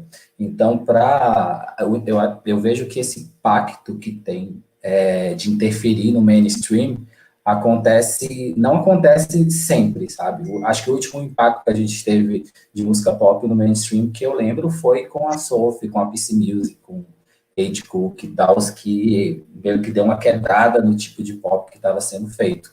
Mas eu acho que tem muita referência hoje, sabe? Se você pegar esse próprio álbum da Dua Lipa, ele não é sobre uma referência de música underground atual, ele é uma referência de música underground do disco, sabe, de épocas atrás. E hoje, com a quantidade de informação que a gente tem, é muito fácil você se inspirar na época que você quiser. Por isso que sobressaiu tanto com relação a tudo que estava sendo feito, essa parada da PC Music. Eu acho que numa época poderia até existir essa relação entre uma coisa surgir no underground e depois meio que, entre aspas, tipo, ser meio que estragada assim pelo mainstream, sabe? Tipo, ir de um lugar para o outro, mas acho que o outro falou, tipo, acho que hoje em dia já foi feita muita coisa no mainstream, eu acho que o mainstream usa dele mesmo para se reinventar e tentar vender novas versões das mesmas coisas, assim. Não acho que ele dependa necessariamente do underground para se reinventar mais. Eu lembrei aqui da Billie Eilish, né, que tipo, tá chegando agora, e ela também mistura muita música eletrônica na música pop dela, e eu acho que é um tipo de música pop que já estava sendo feito, mas a Billie, ela traz uma pegada eletrônica um pouco mais complexa, porque eu acho ela muito parecida com Lana Del Rey, Lorde, a própria Lorde já trouxe muita coisa eletrônica ali, mas tem uma parada mais puxada para o minimal agora, sabe, dessas cantoras. Não, Billie Eilish eu acho total mínimo. Sim, e explodiu, né? Pegou uma caralhada de Grammy ano passado, vendeu pra caralho. E por exemplo, assim, a Billie Eilish é um bom exemplo. Tipo assim, quando surgem o próprio... Até respondendo a pergunta que o André fez antes, eu sinto que, tipo, esses artistas que se sobressaltam dentro do próprio mainstream, que acabam criando essas tendências. Não, tipo, coisas tanto que venham do underground. Por exemplo, a Billie Eilish foi uma que, tipo, produz todas as músicas que faz junto com o irmão, e eles criaram esse universo que foi, tipo, super replicado em 2020, no ano seguinte ao álbum dela ser lançado. O The Weeknd, com o After Hours, que saiu ano passado também, voltou para uma coisa synth pop dos anos 80, New Wave, e, tipo assim, a quantidade de música muito parecida com Blinding Lights, do The Weeknd, que saiu de K-pop em 2020, é muito grande. Tipo, K-pop, por exemplo, que é uma indústria que às vezes torna mais escrachada essa inspiração dentro desse tipo de tendência dentro do pop, fica bem óbvio tipo, de onde saem essas inspirações. Porque foram de músicas específicas que deram certo. Sim, músicas que foram realmente, que são realmente atuais, né? Que movimentos atuais, tipo o K-pop. Eu lembrei da Rina Sawayama também. A Rina Sawayama é um exemplo muito foda. Ela teve quem nunca ouviu aí vai ouvir. Tipo, o álbum dela foi super aclamado ano passado. E ela pegou muita referência de música eletrônica e de J-pop, sabe? E construiu um álbum muito incrível, assim, que você não entende, você não sabe falar exatamente qual é o gênero do álbum da Rina, mas ela pegou muita coisa que já vinha sendo feita do underground, na real. Do underground ocidental, é bom a gente falar, porque a referência máxima dela é um underground oriental, que é a Boa. A Boa é tipo, sei lá, a Madonna lá na Coreia, sabe? Então, assim, é um underground para a gente, mas um mainstream do caralho lá para eles. Então, quando a gente fala de música pop, ainda tem essas limitações, tipo Oriente, Ocidente. Tem uma pergunta do Kaique aqui. Ele perguntou se Pops BR, tipo rave de favela, é tendência, se só tende a subir. O que vocês acham desse momento do pop brasileiro? Pode falar, amigo.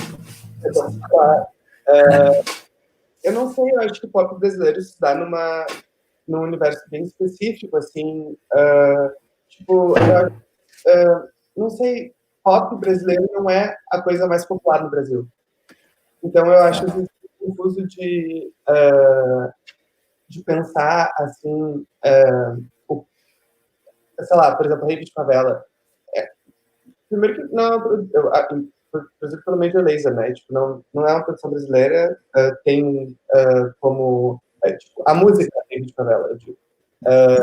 Acho que toda essa inspiração tipo, do pop brasileiro atual, assim, eu tenho um pouco de dificuldade pessoalmente em opinar sobre o rumo que isso vai seguir, porque eu acho que ainda, enfim, depende de outras coisas. Não sei, acho uma pergunta meio difícil de responder. Na real, tem a tendência do Major Lazer, mas aqui no Brasil tem inclusive o nome do DJ que popularizou a rave de favela, aliás, a rave funk, é DJ GBR. Não sei se vocês já ouviram falar, tipo, é o DJ GBR e o Kelvin O'Chris, que, tipo assim, que meio que bombaram essa mistura de funk com música eletrônica. Eu acho que funk é a música popular, a música pop brasileira hoje. E a música eletrônica, ela vem também... Eu vi esses dias que o Alok é o artista mais ouvido, tipo, brasileiro no Spotify. Eu fiquei bem chocado com essa informação. E depois vem a Anitta e outras pessoas. Então, se você pegar o que é que o brasileiro está ouvindo, quando eu falo brasileiro, é quem tem acesso a essas plataformas digitais, porque a gente sabe que a música popular brasileira, fora disso, é a música sertaneja. Mas é uma mistura, né? Eu acho que assim como o brega funk também, que está bombando lá em Recife, no Nordeste, eu vejo como uma tendência que pode se desmembrar, mas eu não vejo como um produto muito interessante ainda para virar popular, para tocar nas rádios, sabe? Porém, é potencial, eu vejo como potencial. Que eu acho que... Pode continuar, desculpa. E sobre o pop brasileiro, acho que o pop brasileiro começou a abrir os olhos que, tipo assim, as referências a gente tem muita referência aqui, sabe, como base, e é uma referência periférica do pop. Inclusive, eu tô lendo esse livro aqui, que tá aqui na minha frente, ó, se vocês puderem.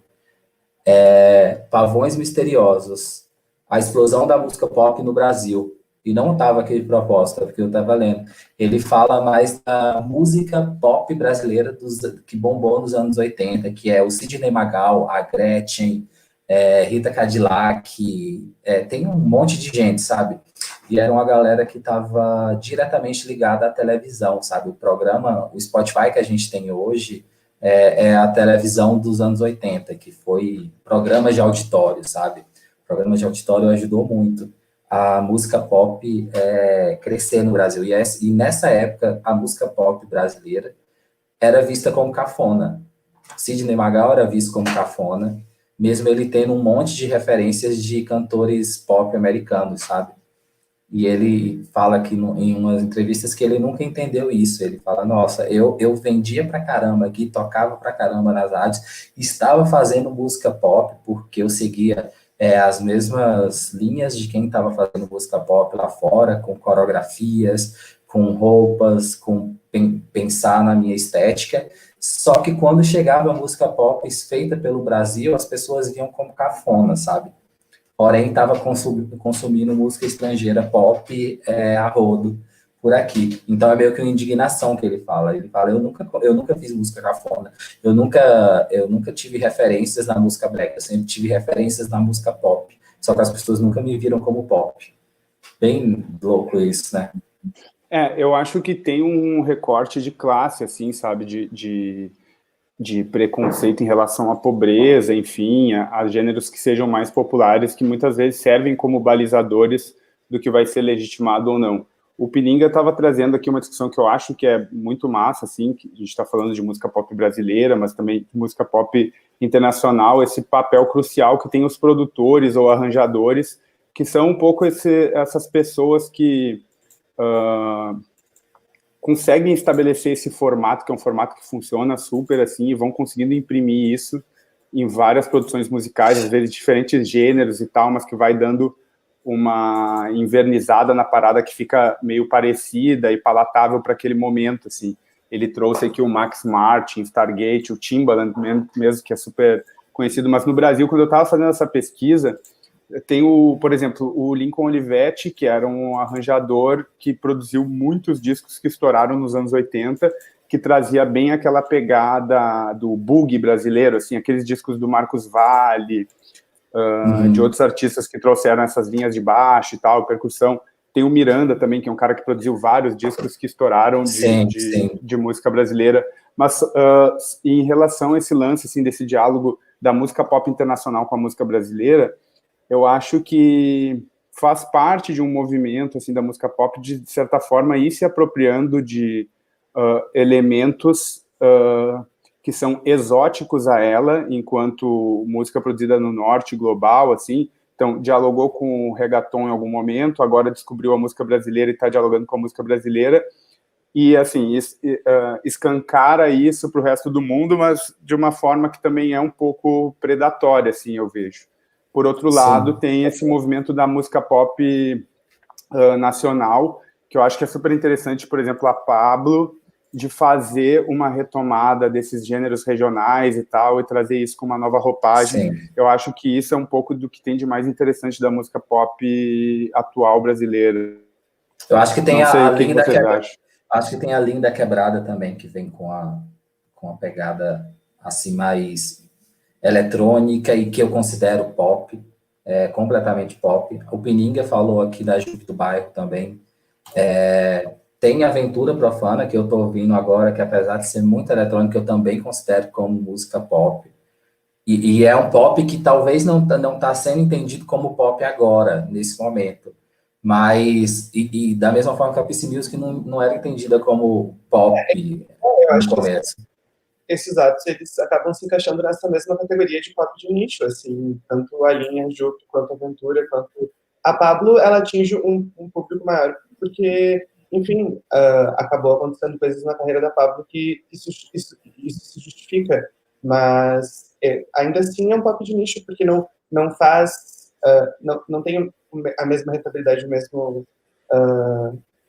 mesmo consumo que outros tipos de música no Brasil. Sim, sim.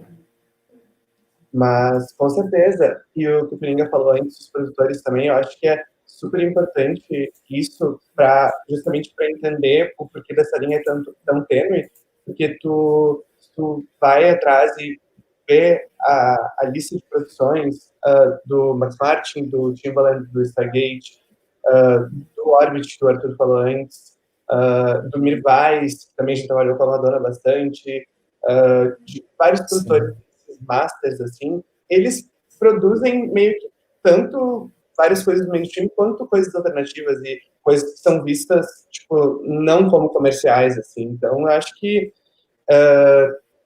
isso é muito importante mesmo para entender, tipo, por que essas coisas se dialogam tanto. É um fluxo também, né? A gente tem que entender que muitos artistas estão lá na frente para serem performers e não necessariamente serem representantes de um estilo na parte de produção, sabe? Então, eu vejo os produtores que estão por trás de grandes artistas como meio que um fluxo, sabe? Eles pegam o que está acontecendo de pop em várias partes do mundo, que eu vejo o que está acontecendo, porque o que seria a música pop? A gente está vendo muito por uma perspectiva americana, sabe? Mas a música pop, hoje, se você pegar várias referências, tem música pop de vários países diferentes, sabe? Você citou mais cedo o reggaeton. O reggaeton é música pop de vários países da América Latina. A gente tem o K-pop, que é a música pop da Coreia, sabe? Tem uma galera muito foda que faz a música pop de alguns países africanos, tipo, eu esqueci o nome da cantora. Ela até fez uma participação no álbum do Disclosure, mas a música pop que ela faz é uma música com ritmos mais folclóricos e é música pop do país, sabe? Então, assim, aqui no Brasil, eu vejo a música pop hoje muito puxada para o funk. Então, já é uma característica. Então, o que é a gente tem que pensar que o que é uma música pop global hoje? É uma música pop encaixotada americana, sabe? E já que tu falou do funk, assim, acho que a gente já está há quase 2 horas aqui. Felizmente nós vamos ter que encaminhar daqui a pouco. O Mauel chegou agora, só. Mas vai ganhar uma presença só. Metade da aula vai ganhar falta. Mas isso foi uma coisa que apareceu assim quando eu estava fazendo a pesquisa, que eu queria saber a opinião de vocês. Eu vi que quando a Madonna fez aquele filme Truth or Dare, que acompanha uma turnê dela e ela está numa relação super íntima ali com dançarinos e tal, a Madonna já tinha essa pegada de tocar várias temáticas que eram temáticas políticas e tal, e um tempo depois do documentário, alguns dos dançarinos questionaram ela sobre a apropriação da imagem deles e tal. O funk é algo que vem sendo incorporado em várias produções pop atualmente, e eu vejo que está entrando no rolê da música eletrônica também. Eu acho incrível que isso aconteça, é um gênero super interessante, super potente e tal, mas como fazer esse rolê, então, de se aproximar de outras linguagens sem fazer a apropriação, assim, entendendo que tem várias dessas linguagens que são periféricas e que muitas vezes a galera vai se relacionar com essas linguagens de uma maneira, assim, descompromissada e vai incorporar esses elementos nas suas festas sem necessariamente ampliar o espectro de com quem a festa dialoga e quem frequenta a festa, quem está trabalhando na produção das festas, enfim, eu acho que essa é uma temática que é importante ser discutida. Eu queria saber se vocês têm alguma opinião sobre isso, assim. É bem complicado, né, amigo, essa questão, porque a gente sempre vai ter a validação do que realmente vai ser rentável, dependendo de quem vai estar à frente disso, sabe? E aí envolve racismo, isso aí envolve muita xenofobia, e aí tem muitas questões, sabe? Tem uma grande polêmica da Madonna no começo, quando ela lançou Vogue, né? Que é um negócio muito, muito complexo. Tipo, a Madonna se apropriou do que já existia, tipo assim, ou ela deu oportunidades, tipo, mas na real já existia uma parada que eram a dança Vogue, os bailes, os balls, e ela só foi validada quando a Madonna foi lá e incorporou no trabalho dela, sabe? Então é um lance muito delicado isso, porque a gente está numa sociedade que as pessoas só validam a autenticidade de alguma coisa, dependendo de quem está lá à frente, sabe?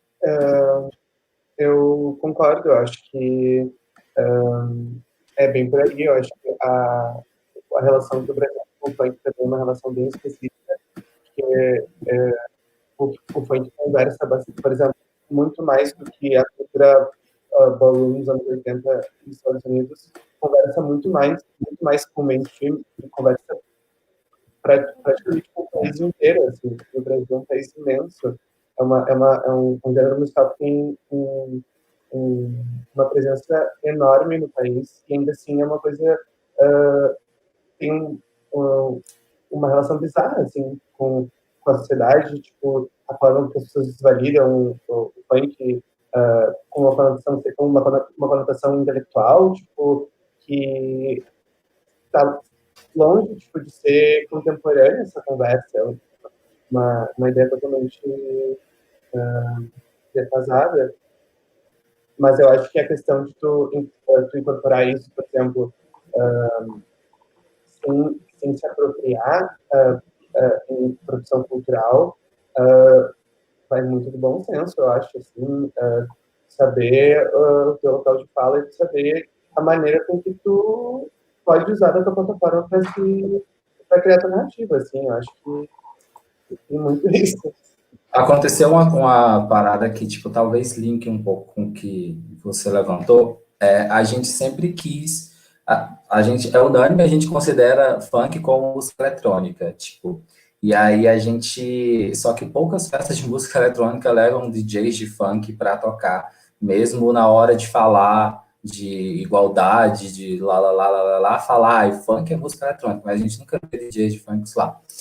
E aí teve uma edição da 1010 que a gente falou, sabe, mesmo a gente sabendo que é uma coisa nossa, que a gente gosta daquilo, que a gente quer validar aquilo, a gente tem um receio tinha um receio com o nosso público, sabe? O que é que a galera vai achar? Foi uma edição que a gente levou a Eric Oliveira para tocar e foi muito foda, sabe? Teve um set de funk no meio de uma festa, no meio de uma festa vista como eletrônica, sabe? Muitas aspas nisso aqui.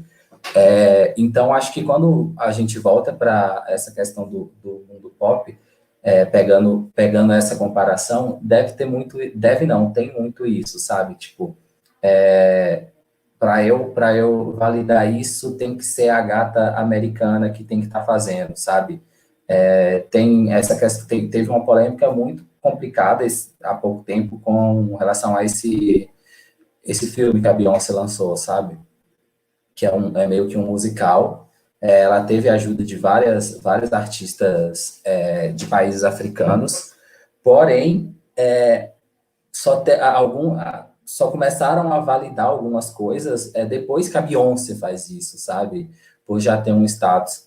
Então, acho que falta coragem também, e falta um longo processo para a gente desconstruir a cabeça das pessoas que estão à frente e das pessoas que estão na pista, sabe? Bafo.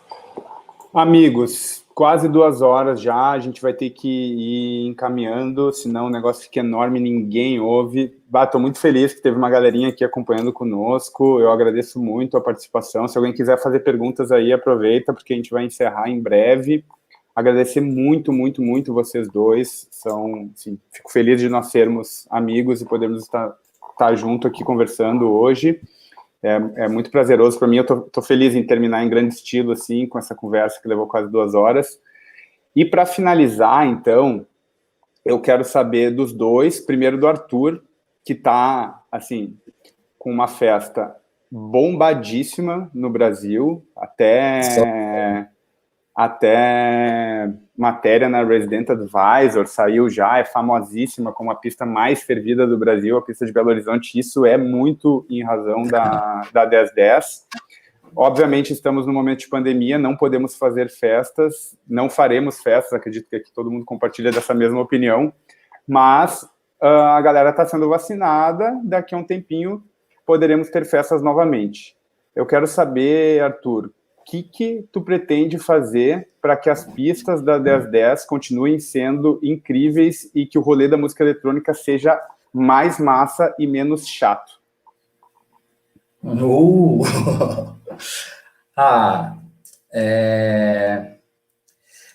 Eu tava falando nos meus stories esses dias que eu quero meio que desmembrar a festa de música eletrônica daquela rave que a gente faz, que dura 10, 12 horas, sabe? Eu quero muito tornar esse entendimento do que é música eletrônica, e mais do que isso, mais do que o entendimento, é você poder ter acesso à música eletrônica em outros formatos, sabe? Eu quero levar isso para, sei lá, trabalhar mais com a questão audiovisual, ou com a questão, tipo, um jornal, uma revista, material fotográfico, livro, sabe? Eu acho que isso vai levar um entendimento do que é música eletrônica para pessoas que jamais iriam numa festa de 12, 10 horas. E acho que pessoas que começam a ter acesso a isso e saber, a gente começa a receber novas pessoas na nossa festa, e receber novas pessoas na nossa festa e conseguir fazer com que elas gostem daquilo, eu acho que isso deixa a festa de música eletrônica menos chata, sabe? E não é só desse processo de você receber pessoas novas, é no processo da galera ficar mais leve também, sabe? Não querendo ser a Regina Casé, vamos ficar mais leve, não. Falo de ficar mais leve, de tocar o que quer mesmo, sabe? De não ter medo da pista, e é isso, eu acho que a gente está começando a sair de um processo da música eletrônica, desse nicho que a gente está, que tinha, antes todo mundo tinha que tocar, tipo, techno e ser monstro da escuridão. E aí depois e aí quem era muito pesado não levava DJs de house, sabe? E aí eu já tô começando a ver uma mistura diferente. E aí, tipo, eu acho que quanto mais a gente ficar mais leve com essas questões e deixar, sabe, e apostar, e ter coragem de apostar, e dar frentes para pessoas que talvez não estariam ali musicalmente, eu acho que esse é o caminho para deixar as coisas menos chatas, sabe? Sim, total. Eu vejo que, pelo menos aqui em Porto Alegre, assim, quando a gente criou a Ruaça, não era um rolê de música eletrônica estritamente, era um rolê alternativo, onde a música eletrônica começou a ganhar espaço. E daí, esse momento do cenário, o Baroque falou da Vorlá também, que era outra festa aqui que também fazia uma misturança de um monte de coisa, tinha uma energia ali, uma coisa de uma animação, e um pouco também a galera não estava muito preocupada em obedecer a formatos, assim, essa coisa tradicional da música eletrônica. Mas a partir do momento que parece que a gente foi ganhando legitimidade no cenário da música eletrônica, e o cenário passou a nos reconhecer enquanto festas de música eletrônica, a gente muito rapidamente aderiu a esses formatos e a essas igrejas, assim, né, e de ter que fazer tudo daquele jeito. Daqui a pouco era tecno sério, daí a Mamba mandava que era isso, todo o resto do Brasil fazia, assim, sabe? E eu acho que é uma coisa que é super interessante. A Mamba, na verdade, ela segue sempre no limite ali do tensionamento na música eletrônica nacional, eu acho, mas também teve esse momento em que o Deck Mantle veio para o Brasil e que eu acho que foi necessário vir os gringos para cá para dar uma misturança no som e a gente poder incorporar isso um pouco. Mas eu também vejo... E nada do que já não estava sendo feito, sabe? É só um impulso de dar uma coragem de falar, vamos apostar isso aqui. Então eu acho que a gente está indo para esse lado mesmo. Eu não vejo a base retornando no mesmo formato em que era. Eu acho que a gente vai ter que ampliar em vários aspectos, sobretudo nas questões de representatividade, eu acho, assim, mais ainda, né? Não representatividade, porque eu acho que é super complexo falar disso, mas, enfim, ampliar os horizontes da parada e envolver mais gente. E eu concordo contigo, assim, eu estou nessa missão de deixar a parada menos chata. Eu acho que para deixar a festa de música eletrônica menos chata, elas têm que parar de ser festas de música eletrônica e pensar em ser uma festa de música, sabe? Porque aí você para de se limitar, você consegue colocar um rapper no meio da sua festa, e assim, eu pelo menos confio muito no meu tato e no meu feeling para agradar o meu público, sabe? E eu quero sair dessa coisa de fazer festa de música eletrônica e virar uma festa de música, porque eu quero ter um festival com minha curadoria e o meu headliner vai ser a Linda Quebrada, vai ser uma galera que realmente merece, sabe? Porque quando a gente deixa essa curadoria desses grandes espaços na mão, sabe, de outras pessoas, elas vão colocar, sei lá, Luísa Sonza, essas coisas, e a gente está falando de música pop, a gente tem que ressignificar a música eletrônica também, tipo, é isso. Ó, que fique registrado aí, teremos festivais produzidos por nós no futuro, certamente serão os melhores festivais. E Serão. agora, trazendo para Porto Alegre, a T é uma festa que estava crescendo, assim, né? Mas ainda é uma festa pequena, assim, eu não sei qual foi as maiores edições que vocês fizeram, mas que traz, assim, um tensionamento super importante no cenário aqui.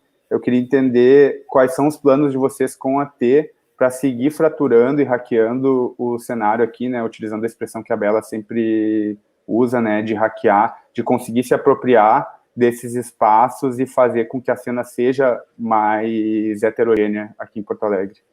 Amigo, antes de você falar, eu sempre quis saber como é que pronunciava o nome dessa festa, desse coletivo. Eu acho que tem mais pessoas que pronunciam errado do que certo. Mas é totalmente livre também. Assim, abstrai, não é o importante. Eu acho que eu primeiro concordo com tudo que vocês falaram. Tipo, eu acho que essa tendência de mudar o caminho que segue esse roteiro meio datado assim, de uma festa de música eletrônica vai mudar um pouco, eu espero, naturalmente, assim, por causa da quarentena, porque eu vejo muitos relatos de DJs e produtores nesse último ano que sentiram a necessidade de expandir tipo, os horizontes, assim, em relação à pesquisa musical e tentar, tipo, procurar outras coisas dentro da música, assim, para se inspirar. E eu espero que isso já deu uma mexida, assim, em como as festas vão se dar. Mas eu estou muito animado para poder fazer mais coisas com a T. Agora, durante a quarentena, a gente, nem o Arthur estava falando antes da Curral, a gente está começando a trabalhar agora como uma label e a gente vai lançar nossa primeira coletânea agora no final do mês.